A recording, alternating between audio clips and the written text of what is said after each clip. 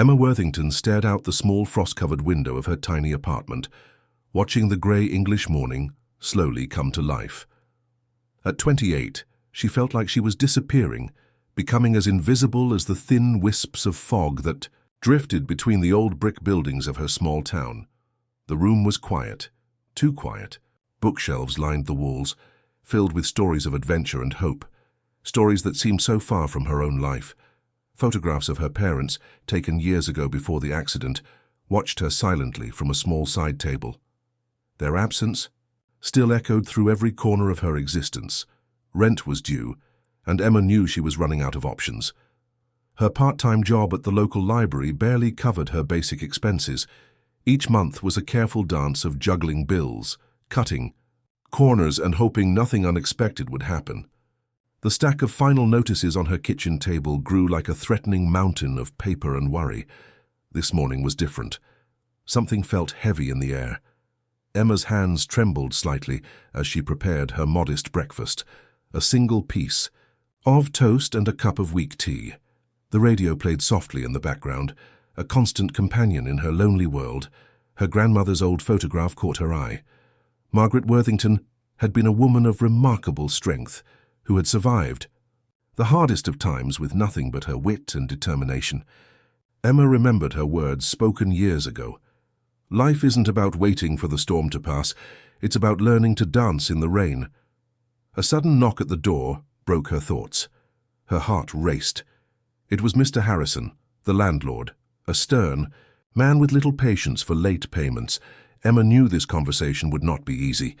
"Miss Worthington," he began, his voice sharp and unforgiving, "we need to discuss your overdue rent."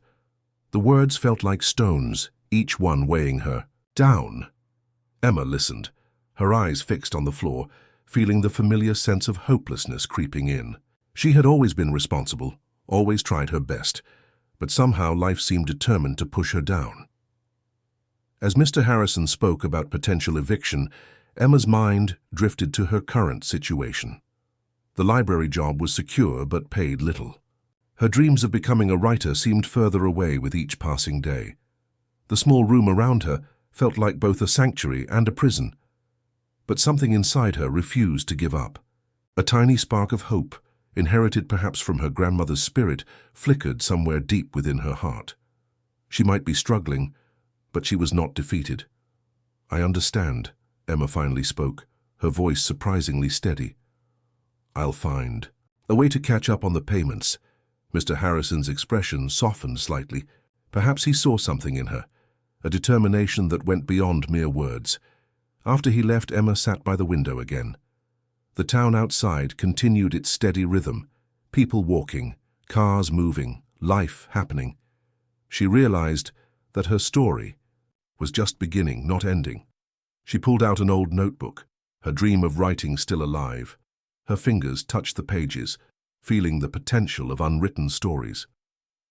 Perhaps her current struggle was just another chapter, not the entire book of her life. The afternoon light began to change, casting long shadows across her small room. Emma made a decision. She would not let circumstances define her.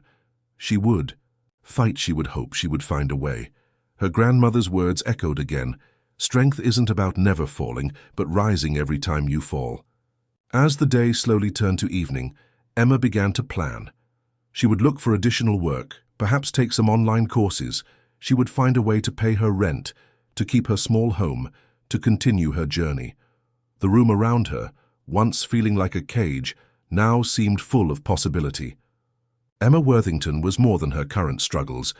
She was a woman with dreams, with hope, with an unbreakable spirit. Outside, the first stars began to appear, twinkling with a promise of new beginnings.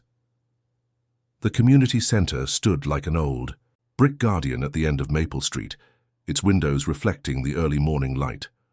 Emma hesitated at the entrance, her hand barely touching the worn door handle. Volunteering seemed like her last chance to change something in her life. Inside, the center buzzed with quiet activity. People of different ages moved about, some arranging chairs, others preparing morning tea. An elderly man with kind eyes watched Emma from across the room. This was Thomas Reynolds, a retired military veteran who had seen more of life than most. people could imagine. Need some help? Thomas's voice was gentle but strong, carrying years of experience and wisdom. Emma nodded, feeling both nervous and relieved. Her hands found a stack of leaflets that needed organizing. Each movement was careful, calculated, as if she was afraid of making a mistake. Thomas approached, his walking stick tapping softly against the wooden floor. "I've seen that look before," he said, his eyes twinkling with understanding. The look of someone trying to find their way.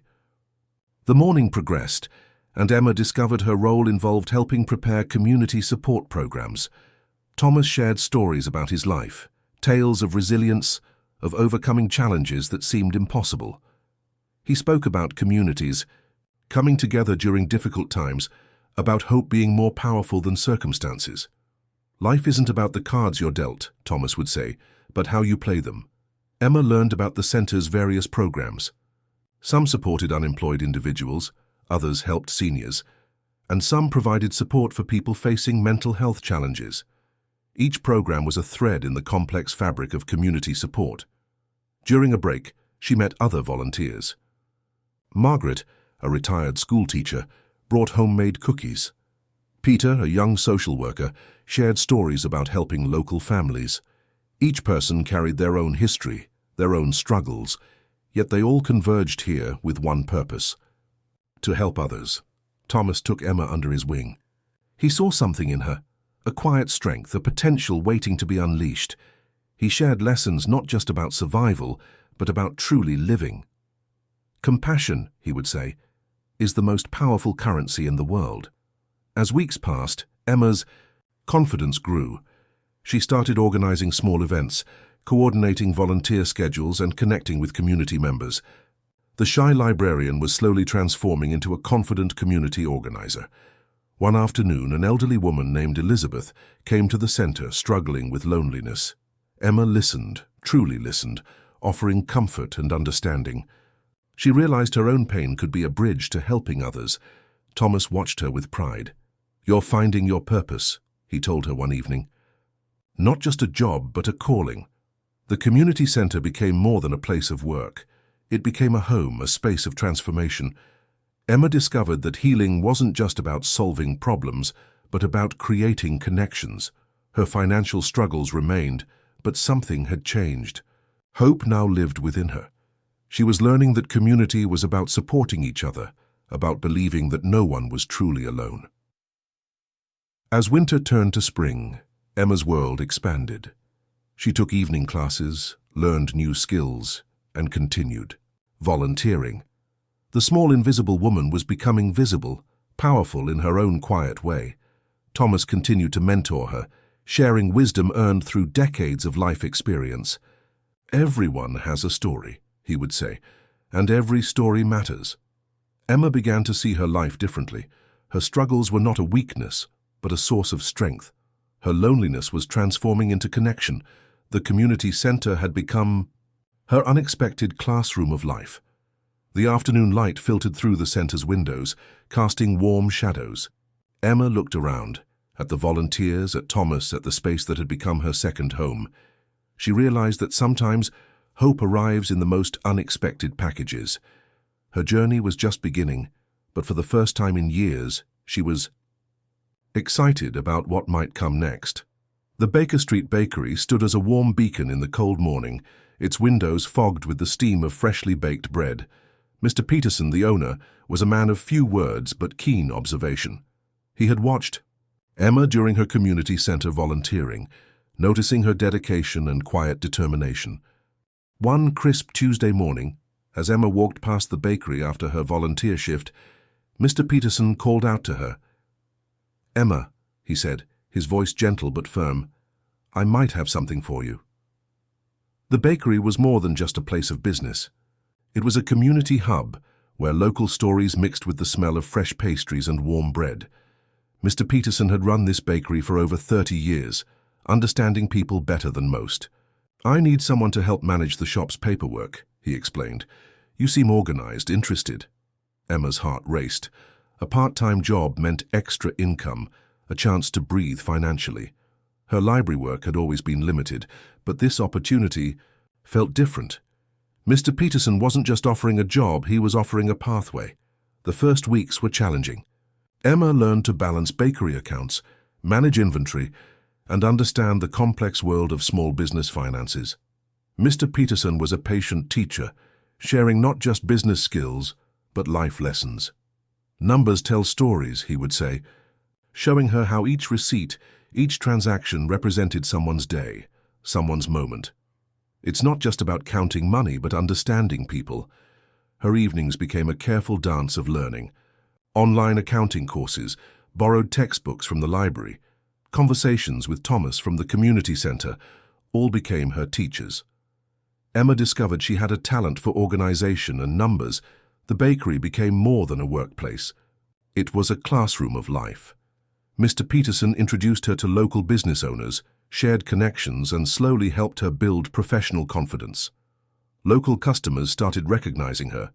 Mrs. Thompson, who bought bread every Thursday, would share community news.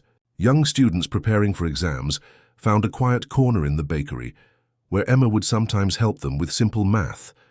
Her world was expanding. The shy librarian was transforming into a confident professional. Each day brought new challenges, new opportunities to learn and grow. Thomas from the community center continued to mentor her. Every skill you learn, he would remind her, is a bridge to something bigger. Mr. Peterson saw potential in Emma that she hadn't yet recognized in herself. He recommended her for additional training, connected her with local business networks, and provided references that would help her future career. The bakery became a metaphor for her life, a place where raw ingredients could be transformed into something beautiful and nourishing. Just like bread rising, Emma was rising too, slowly, steadily, with quiet strength. Her financial struggles didn't disappear overnight, but now they seemed manageable.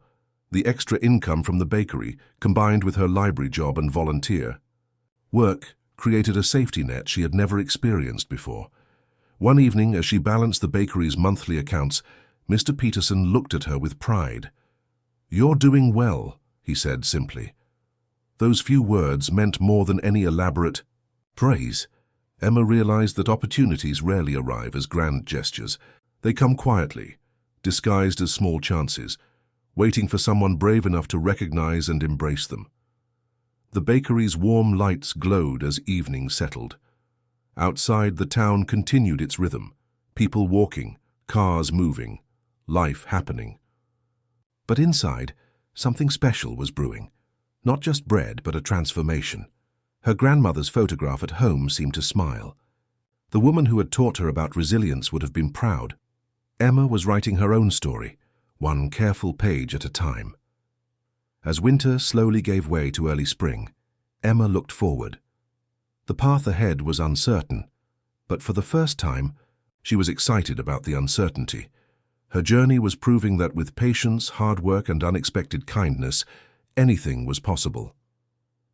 The local council building stood tall and intimidating, its grey stone walls seeming to challenge anyone who dared to dream of working inside. Emma's hands trembled slightly as she prepared her job application for the administrative position. Each word on the form felt like a small battle against her own self-doubt. Thomas had been coaching her for weeks. Confidence is not about being perfect, he would say. It's about believing you're worth trying. Her first application came back with a rejection, then another. Each letter felt like a punch to her carefully rebuilt confidence. But Emma remembered her grandmother's words. Rejection is just redirection. The bakery became her evening classroom. Mr. Peterson would review her application letters, offering practical advice. Be specific, he would say, pointing out where she could improve. His business experience provided unexpected guidance. Emma took evening classes, improving her computer skills and administrative knowledge. She studied during lunch breaks at the library, practiced typing after her bakery shifts, and used every spare moment to build her skills. Her volunteer work at the community center became an unexpected training ground. She learned to manage complex schedules, coordinate events, and communicate effectively. Each small task built her confidence piece by piece. One rainy Tuesday, she met Rachel, a council employee who noticed Emma's persistent spirit. During a community event, Rachel offered informal advice about council job applications. "They're looking for people who show real commitment," she explained, "not just perfect qualifications." Emma's world was slowly expanding. The shy librarian was transforming into a confident professional. Her part-time jobs at the library, the bakery, and the community center were creating a unique skill set that made her stand out. Her financial struggles continued, but now they felt like temporary challenges rather than permanent obstacles. Each small victory, paying a bill on time, saving a little extra, felt like a major achievement. Thomas continued to be her mentor. "Every rejection is a lesson," he would remind her. "Some doors close so better ones can open." The council job became her obsession. She researched the department, understood their work, and tailored her applications carefully. No longer was she simply hoping. She was strategically pursuing her goal. Months of persistence began to pay off. Her latest application reached the final interview stage. The old Emma would have been terrified. This new Emma was prepared, confident, and ready. The interview day arrived. Emma wore a carefully chosen outfit, professional but not intimidating. Her portfolio showcased her volunteer work, her bakery experience, her library skills. She wasn't just presenting qualifications, she was telling her story. Her interview was different. Instead of nervousness, she spoke with genuine passion. She talked about community support, about helping people, about her journey. The interview panel listened, truly listened. Days passed. Emma continued her routine, library work, bakery shifts, community volunteering. She had learned that waiting was part of the journey, not the end of it. Then came the letter. Not just an interview invitation, but a job offer. An administrative role at the local council, part-time but with potential for growth. Emma read the letter multiple times, hardly believing it was real. Thomas's eyes filled with pride when she shared the news. "I always knew you had it in you," he said, squeezing her hand. Mr. Peterson celebrated with a special batch of celebratory pastries at the bakery. The community center volunteers threw a small surprise party. For the first time, Emma felt truly seen, truly supported. Her journey hadn't been about a perfect path, but about persistence, about believing in herself when no one else would, about turning challenges into opportunities. As evening settled over the town, Emma looked out her apartment window. The same view, but everything looked different now. She had broken through her own barriers, one careful step at a time. The photograph of her grandmother seemed to smile. Some victories are quiet, some journeys are internal, but they are no less significant. Emma's story was proving that with patience, support, and unwavering hope, transformation was always possible. Her 30th birthday arrived quietly, almost unexpectedly. Emma stood in her small apartment, surrounded by photographs that told the story of her transformation.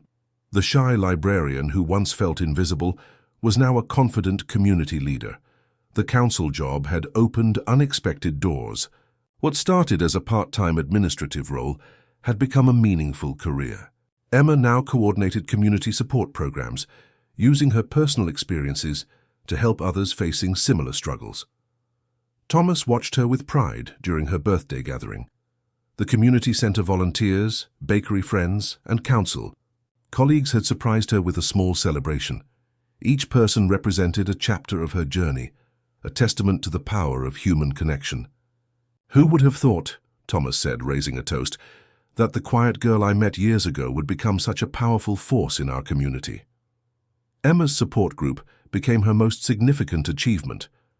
Every Wednesday evening, she gathered individuals facing financial challenges, loneliness, and personal struggles. She wasn't just a leader, she was a beacon of hope. Mr. Peterson continued to be her mentor, providing wisdom and support.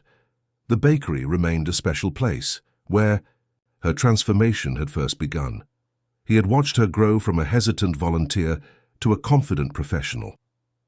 Her program at the council focused on practical support, job training, financial counseling, mental health resources. Emma understood that true support went beyond simple assistance. It was about restoring dignity, rebuilding confidence. Each participant in her support group carried a unique story. Sarah, a single mother fighting to complete her education. Michael, a former factory worker learning new skills after redundancy. Each story reminded Emma of her own journey. Hope isn't something that happens to you, she would tell her group. It's something you build carefully day by day. Her apartment, once a symbol of struggle, now reflected her growth. Bookshelves filled with professional development texts, community achievement certificates, photographs of those she had helped. Every item told a story of resilience. The community began recognizing her work. Local newspapers featured her support group, highlighting the transformative power of collective support. Emma remained humble, always redirecting attention to the individuals who showed remarkable courage. On quiet evenings, she would reflect on her journey. The lonely librarian seemed like a distant memory. She had discovered that vulnerability wasn't weakness, but a profound source of strength. Her grandmother's teachings echoed in everything she did. Life gives you ingredients, she used to say, and you decide what to cook. Thomas continued mentoring her, now more as a friend than a guide. Their relationship had transformed, from a chance encounter to a deep, meaningful connection that transcended age and background. The support group became a community within a community. Participants started helping each other, creating a network of mutual support. Emma had created more than a program. She had created a family. Her financial struggles were now distant memories. Stability wasn't just about money, but about purpose, connection, and hope. She had learned that true wealth was measured in relationships, not bank balances. As her 30th year began, Emma realized her journey was far from over. Each day brought new challenges, new opportunities to grow, to help, to understand. Tissi, Town had watched her transformation. From a quiet library worker to a community leader, she had become a symbol of hope. Her story proved that personal struggles could be transformed into collective strength. Mr. Peterson would often say, "Some people don't just live their lives, they inspire others to live theirs."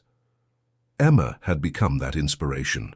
Her birthday celebration wasn't just a personal milestone, it was a celebration of human resilience, of the power of community, of hope's incredible capacity to transform lives. As evening settled, Emma looked out her window. The same street, the same town, but everything looked different now. She had not just survived her challenges, she had used them to create something beautiful. Her grandmother's spirit seemed to whisper, "This is what living looks like." And Emma smiled, knowing her journey was a testament to the incredible power of hope, resilience, and human connection.